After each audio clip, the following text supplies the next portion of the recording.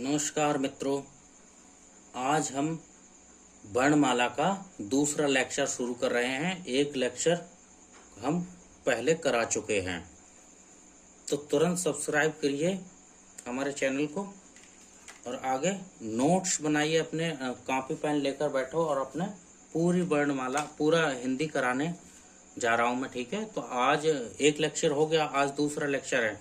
तो अब है अयोगवाह। अयोगवाह क्या होते हैं? अयोगवाह हिंदी में दो हैं अयोगवाह। ये है अंग, अनुस्वार और विसर्ग। अंग और आहा, ये अयोगवाह हैं। अयोगवाह का मतलब इनकी गिनती ना स्वर में होती है और ना ही व्यंजन में होती है।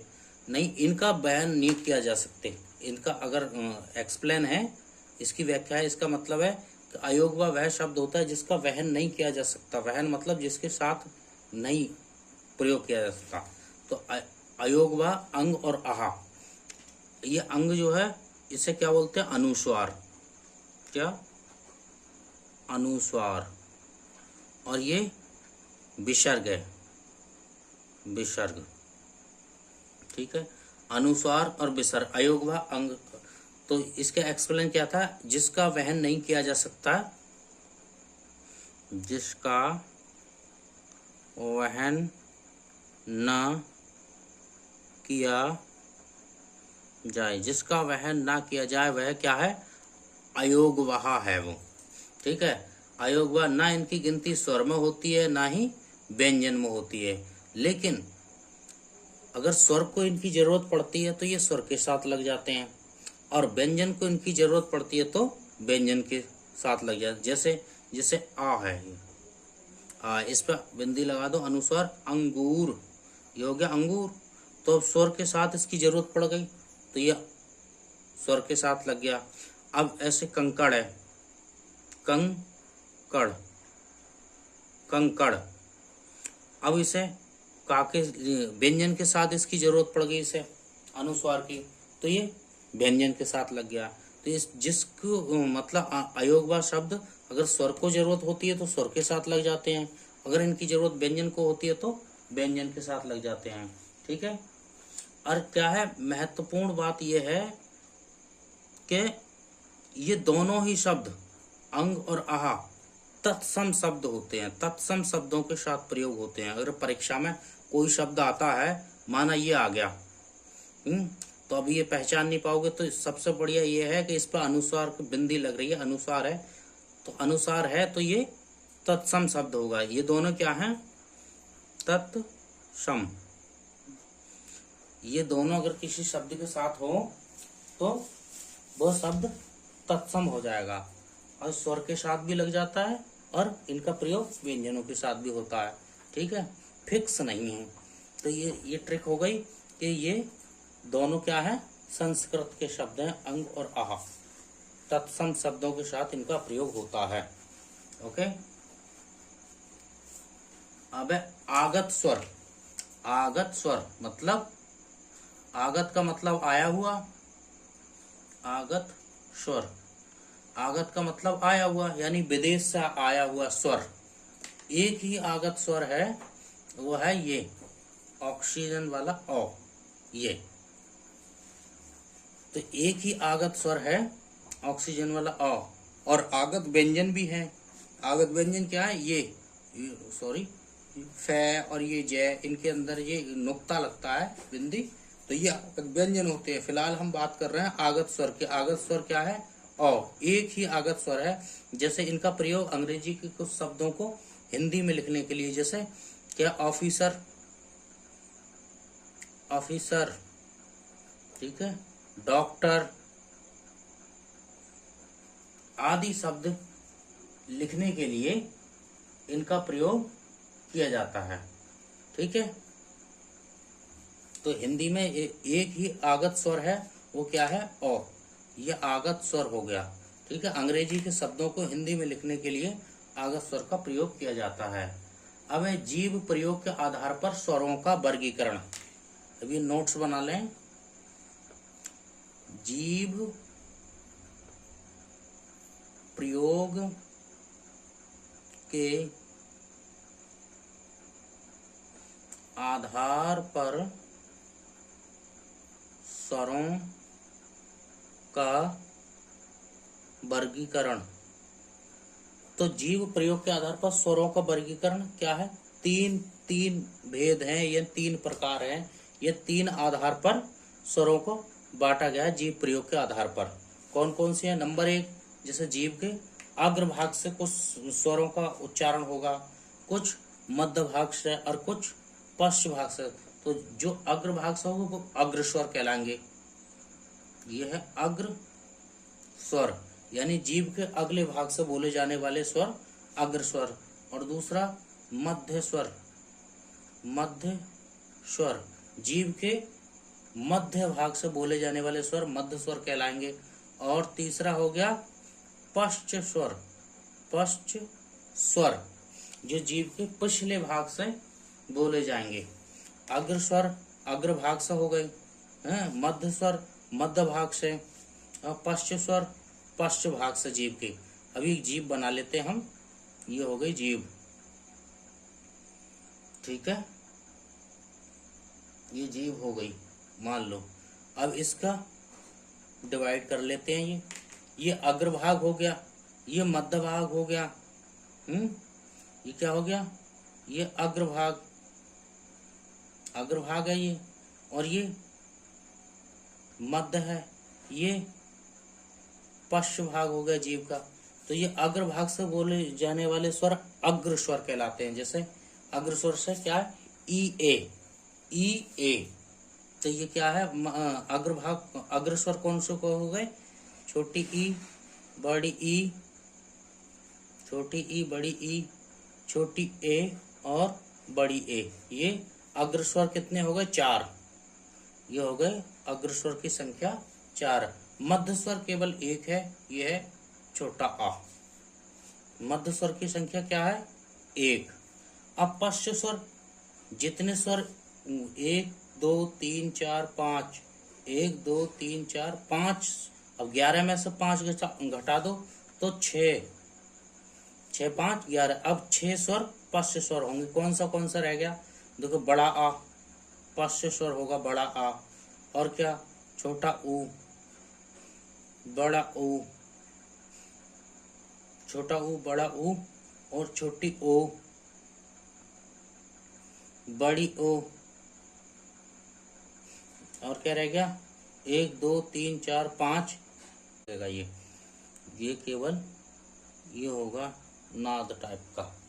तो पश्च स्वर 6, मध्य स्वर 1, अग्रस्वर 4। अग्रस्वर ई ए, जीव के हिस्से से बोल के देखें। अग्रस्वर ई ए, मध्य स्वर आ, और पश्च स्वर बड़ा आ, उ, ओ, औ। ये हो गए पश्च स्वर, ठीक है।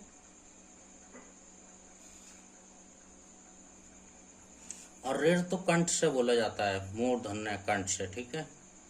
अभी यहाँ पे नहीं है इसका। आगे है मुख आकृति के आधार पर स्वरों का वर्गीकरण।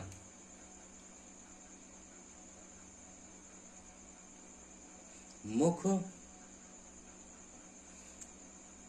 आकृति, मुख आकृति के आधार पर स्वरों का वर्गीकरण। मुख आकृति के आधार पर स्वरों का वर्गीकरण। मुख आकृति के आधार पर स्वरों का वर्गीकरण क्या है? 4 प्रकार से है। यानी मुख आकृति के आधार पर अगर हम स्वरों को विभाजित करते हैं, वर्गीकरण करते हैं, तो कितने? 4। मुख खुलने के आधार पर है ये। मुख आकृति के आधार पर स्वरों का वर्गीकरण या मुख खुलने के आधार पर स्वरों का वर्गीकरण। नंबर 1, समव्रत मतलब पूरा बंद। समव्रत मतलब पूरा बंद, समव्रत। ये हो गया समव्रत स्वर, समव्रत स्वर। और दूसरा अर्ध समव्रत, ये हो गया अर्ध समव्रत। तीसरा क्या हो गया? अर्ध संवृत के बाद बीव्रत, बीव्रत का मतलब पूरा खुला, ये बी पूरा खुला बीव्रत। और चौथा का हो गया अर्ध बीव्रत। अभी चौथा लगाते हैं। तो संवृत मतलब पूरा बंद, मुंह जिसके उच्चारण में, जिस स्वर के उच्चारण में मुंह पूरा बंद हो जाता है उसे संवृत स्वर कहते हैं।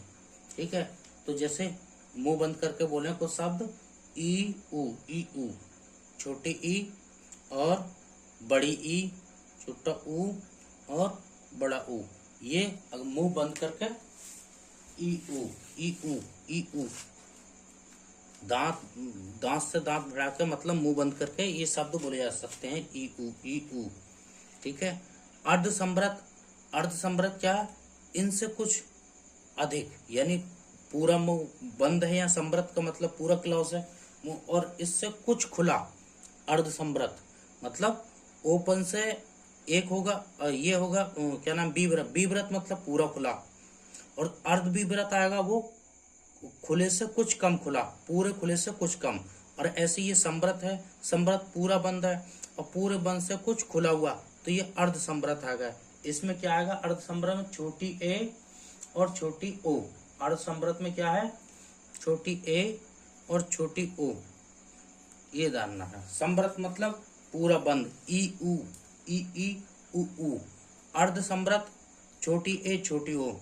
अब बीव्रत पूरा खुला, पूरा खुला मतलब जैसे क्या हो गया, आ, बड़ा आ बोलते हैं हम, इसके एक ही बीव्रत है पूरा मुंह खोल के। अब बाकी क्या बचा, एक चौथा बचा अर्ध बीव्रत।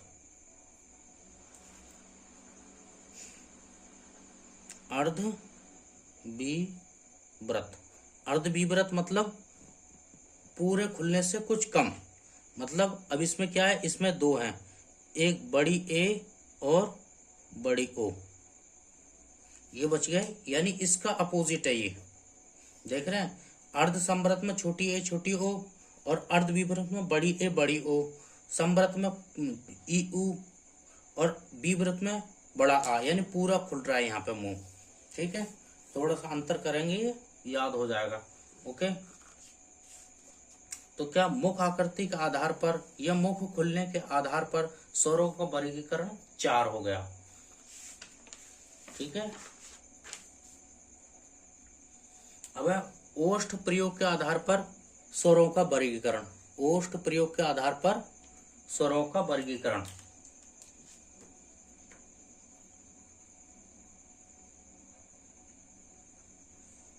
ओष्ठ प्रयोग के आधार पर स्वरों का वर्गीकरण, ओष्ठ प्रयोग के आधार पर स्वरों का वर्गीकरण। इसके दो हैं, अगर ओठ एक में क्या, एक में ओठ किसी शब्द को बोलेंगे तो गोल होगा या फिर गोल नहीं होगा, बस क्या बोलेंगे, व्रतमुखी, अव्रतमुखी। अगर गोल होगा होठ, जिसे ऊ बोलते हैं, तो होठ गोल होते हैं तो व्रत बनता है, और बाकी व्रत नहीं बनता और शब्दों में बस। तो ओठ प्रयोग के आधार पर स्वर का वर्गीकरण कितना है, 2, यानी ओठ प्रयोग के आधार पर स्वर 2 प्रकार के होते हैं। जो ओठ प्रयोग के आधार पर स्वर 2 प्रकार के होते हैं। कौन से, नंबर एक व्रतमुखी, नंबर 1 व्रतमुखी, और नंबर 2 अव्रतमुखी,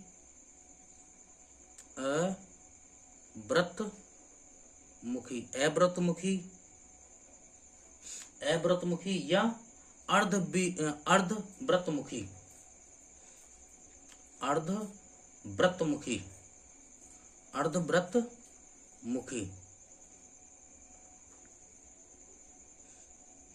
अर्धव्रतमुखी। ओके, तो व्रतमुखी स्वर, जैसे व्रतमुखी स्वर कौन से होते हैं, व्रतमुखी स्वर जिनके उच्चारण में मुख जो है गोल आकृति में बन जाता है, जैसे ऊ ओ, जैसे एक ऊ और ओ छोटी ओ और बड़ी ओ, ये दोनों क्या हो गए, व्रतमुखी। उ उ ओ ओ, वो होठ जो है व्रत बन रहा है, यानी होठ गोल हो रहे हैं, होठ व्रत बन रहे हैं, तो ये व्रतमुखी जैसे उ ओ ओ बोल के देखें, अपने प्रैक्टिस करें। और अव्रतमुखी शेष सभी अव्रतमुखी होंगे भाई, जिसके जो बच गए अव्रतमुखी या अर्धव्रतमुखी, ध्यान रखना अव्रतमुखी का दूसरा अर्धव्रतमुखी भी मिल जाएगा।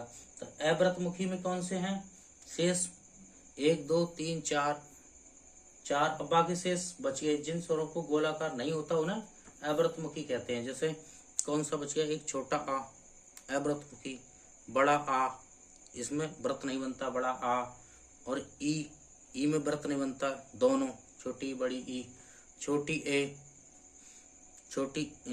ए और बड़ी ए, इनमें व्रत नहीं बनता, तो ये अव्रतमुखी, छोटा आ बड़ा आ छोटी ई बड़ी ई छोटी ए बड़ी ए, ये 1 2 3 4 5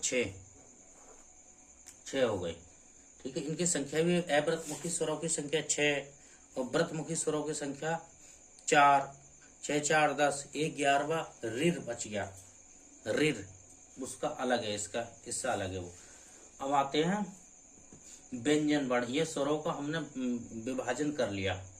ठीक है, अब व्यंजन वर्णों का विभाजन करते हैं। व्यंजन,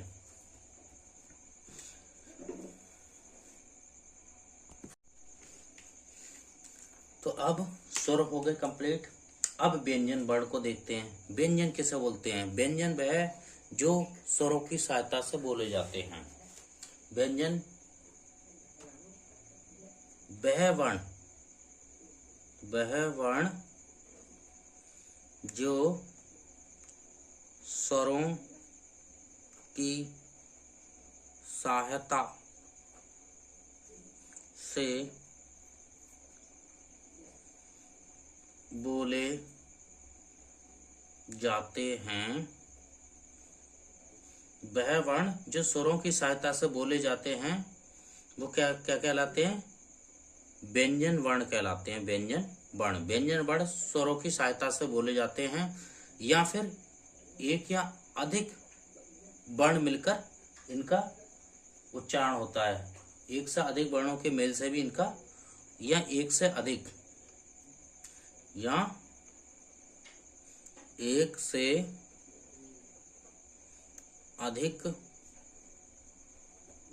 वर्ण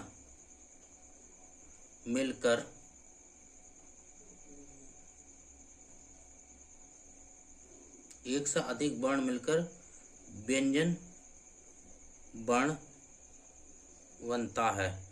ठीक है, व्यंजन, अब इसीलिए व्यंजन वर्ण क्या है, वह वर्ण जो स्वर की सहायता से बोले जाते हैं उन्हें व्यंजन वर्ण कहते हैं। कोई भी वर्ण नहीं है जिसमें स्वर ना हो, जैसे कै हो, अब कै है तो कैसे स्वर निकाल दो तो ये आ होता है। कोई भी ख हो तो खा है, ख से स्वर निकाल दो ये तो आधा बच जाएगा। यानी सभी वर्ण में स्वर इंक्लूड रहता है। ओके,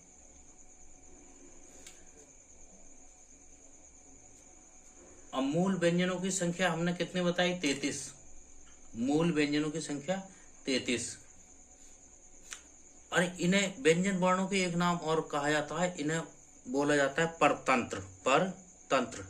ये स्वतंत्रता का उल्टा होता है, स्वतंत्र का उल्टा परतंत्र, क्योंकि ये स्वरों पर निर्भर हैं, ये स्वरों की सहायता से बोले जाते हैं, इसलिए इन्हें परतंत्र कहा जाता है।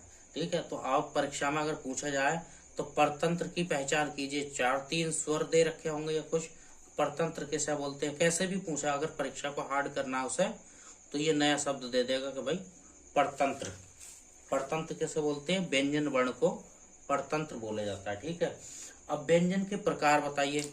व्यंजन के 3 प्रकार, व्यंजनों का हमने 3 भागों में बांटा। व्यंजन के प्रकार, व्यंजन के 3 प्रकार, कौन सा, नंबर 1 स्पर्श व्यंजन, नंबर 2 अंतस्थ व्यंजन, अंतस्थ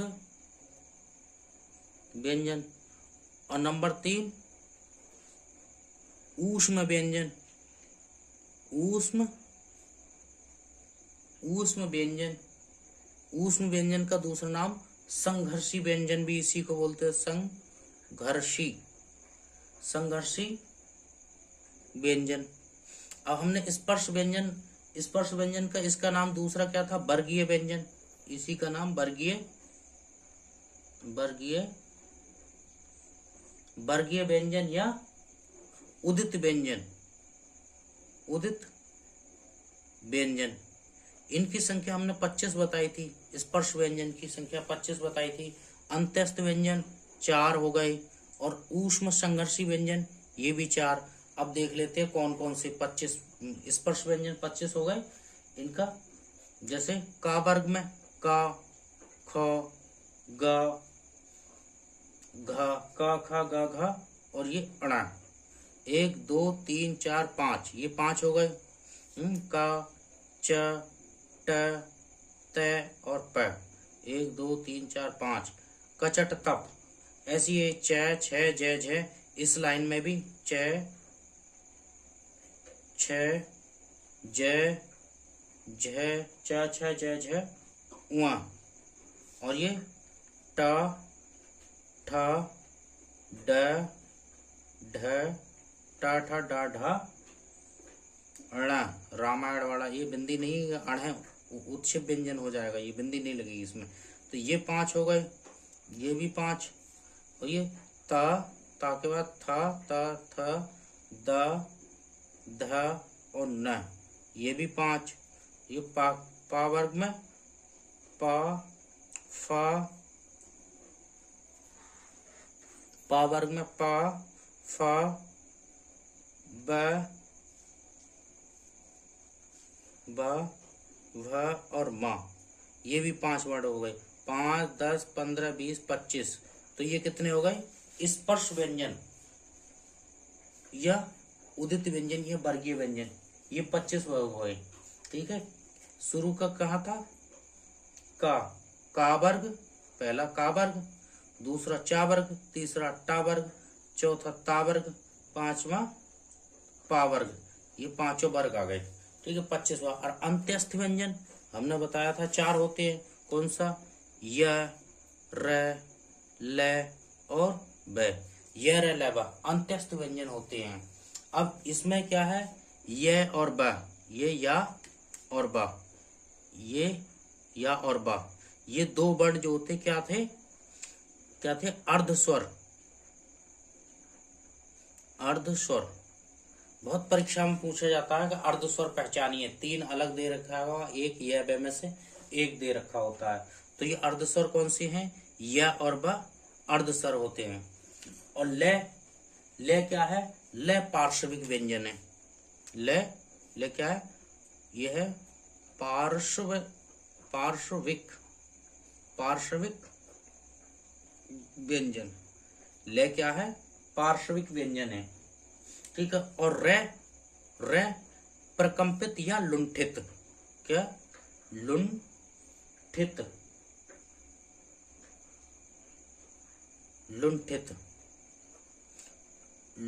या प्रकंपित।